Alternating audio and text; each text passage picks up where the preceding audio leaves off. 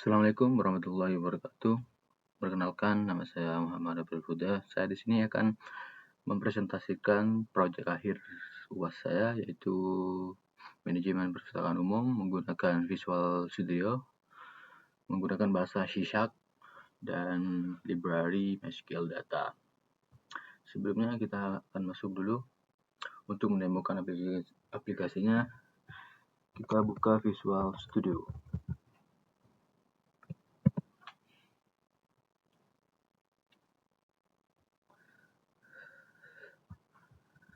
Kita buka proyeknya.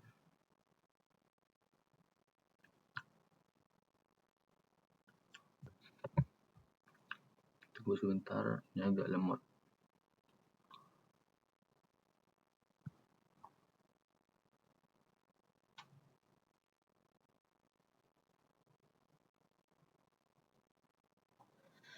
Oke, kita udah masuk ke dalam Visual Studio.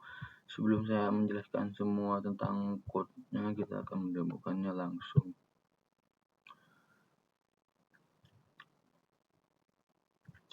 Run dulu.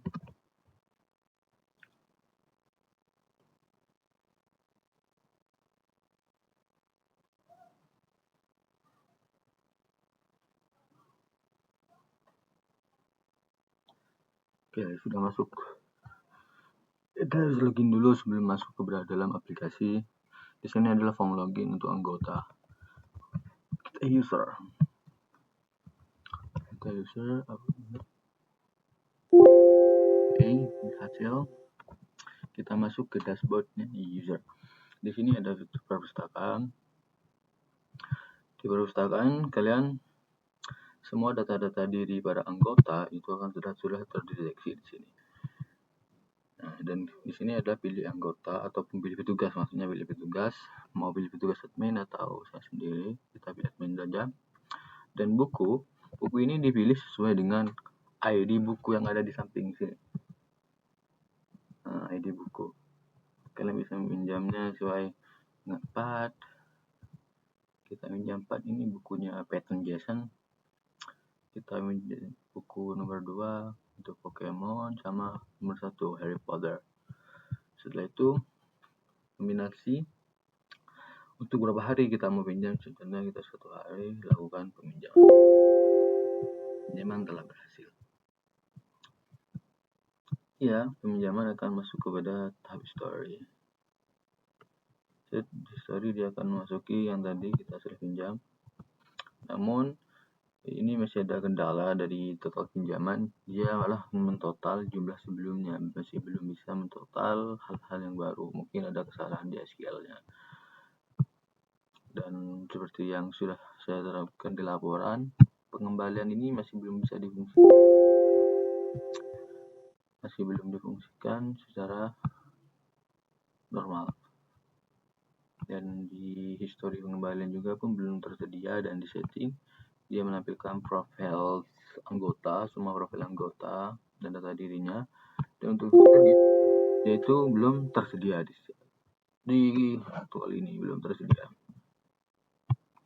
Setelah itu kita akan demokan di dashboard admin ataupun di dashboard petugas. Di dashboard petugas saya menggunakan form silent, menggunakan form tersembunyi. Kita untuk membukanya menggunakan control/. Untuk ini kita membuka dengan admin.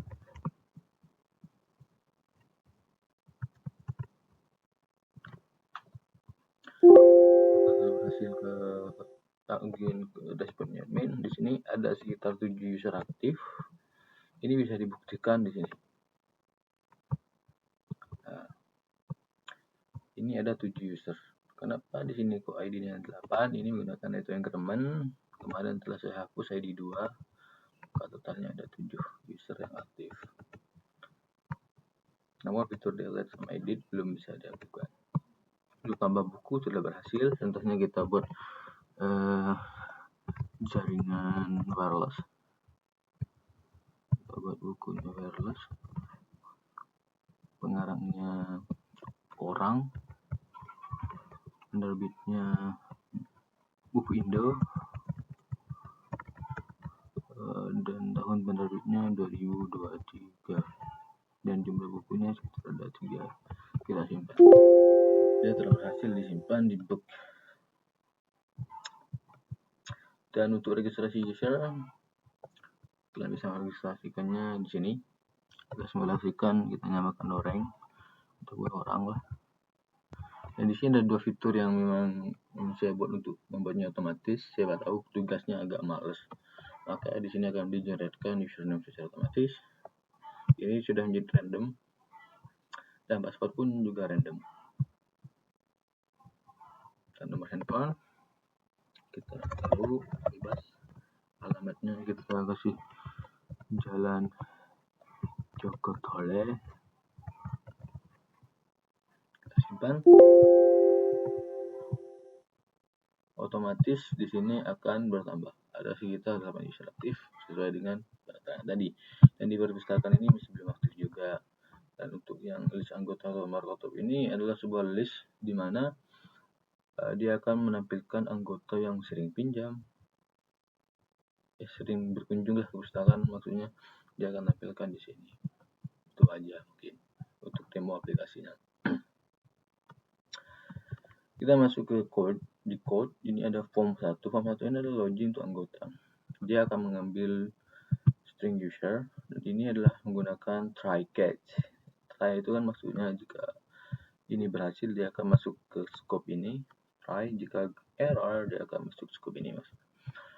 Oke, di string di sini ada string username. Dia mengambil box ataupun text box yang tadi, yang 2 itu form username dan form password. Dia akan mengambilnya, lalu dia akan mengirimnya ke controller, login controller.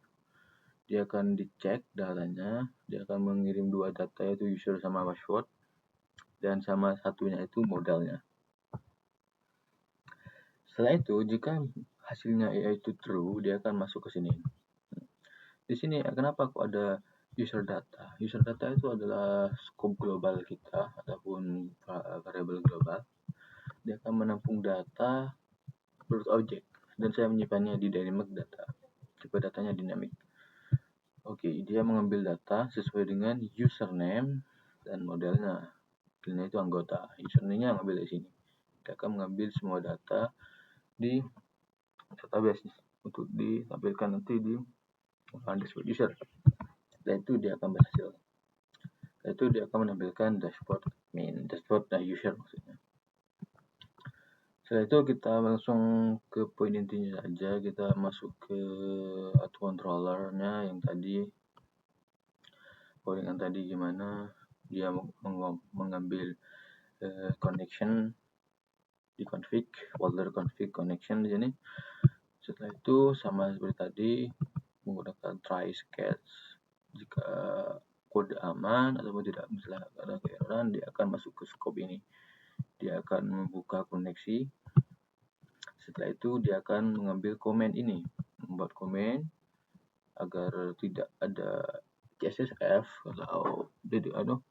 atau penyerangan SQL. Makanya saya menggunakan perlindungan ini. Setelah itu, jika komennya berhasil, dia akan di-convert menjadi integer. Jika nilainya itu lebih dari 1, lebih 0, dia akan menghasilkan true. Maksudnya kayak gitu. Diambil data seperti biasa ya. Select bintang from untuk mengambil semua data di anggota sesuai dengan username. Dia akan mengambil dan mengembalikan data sesuai dengan skema model anggota yang telah dibuat. Untuk skema modelnya ini skema modelnya atau modalnya.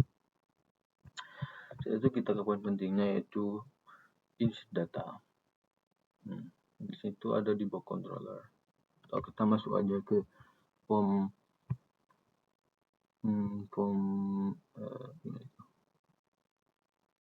add user saja dulu untuk mengambil data, tambahkan data kita tuju dulu. Oke, saya mengambil lagi juga controller anggota dan package random C#. dia akan menampilkan, dia mengambil semua data di text box yang diinputkan oleh user dan mengeceknya apakah semuanya tidak kosong. Jika tidak kosong, dia akan memasukkannya ke dalam skema yang telah dibuat dan dia akan diinsertkan ke dalam database.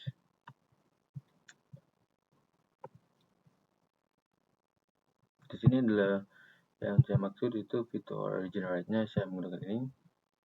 Dia akan menggunakan random package dari 1 sampai 500 dan ditambahkan dengan DC. Nama anggota user yang di-generate otomatis akan ditambahkan DC dan nomor yang random. Setelah itu, untuk generate passwordnya, ini menggunakan crypto service atau cryptography maksudnya. Dia akan mengenerate sebuah angka random ataupun huruf random sini dan dirubah dan di looping sesuai dengan yang saya mau, yaitu berapa, yaitu dengan length. Length ini maksudnya sesuai dengan berapa data sih yang mau digabung. Di sini kan ada perintahnya juga. Nah, ini generate password itu minta 10. Nah, kayak gitu. Kita masuk juga ke insert buku, ya, untuk tambah buku. Untuk tambah buku juga sama menggunakan random. Kita menambahkan ID-nya seperti ini, sama juga dia akan sesuai dengan model sudah dibuat.